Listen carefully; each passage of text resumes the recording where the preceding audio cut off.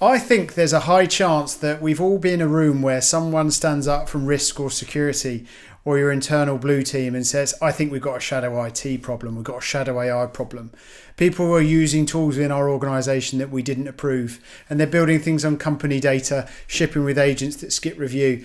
And rightly or wrongly, the room views that like it's a bit of a breach. And I would like to say that I think that that is the wrong conversation that should be taking place. Because I think what you could actually be looking at is your innovation function. And it could be finally working. Building used to be really expensive. It used to be slow. We've all heard that kind of rhetoric before. And it was very gated by specialists. So ideas tended to be queued. Energy often was sapped and died, and innovation stayed in a single room. Cost of that, the time of that has collapsed, and shadow AI is kind of what filled the gap. Anyone who's close to a problem can now fix it themselves fast without necessarily asking for permission. So that's not really a breach. It's a behaviour where every innovation program in history has been trying to create.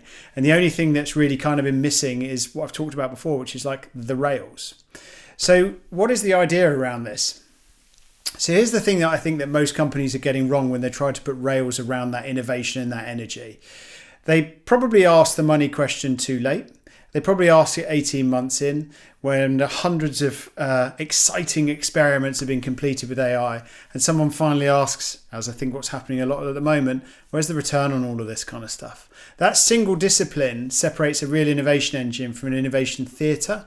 Is about putting return on investment and thinking through that lens at the very first gate, not as a barrier, but as a filter. Because I think if we can filter through and then get the speed of what we've got currently in market, I think it's going to be a tremendously interesting space to figure out what is worth building and then going to get it built easier than ever before. So I see that there are likely 3 gates, and this structure isn't complicated. So it's 3 gates, not 3 departments. I think obviously, first, you've got to validate. Fast, honest assessment and look at whether the idea is worth pursuing.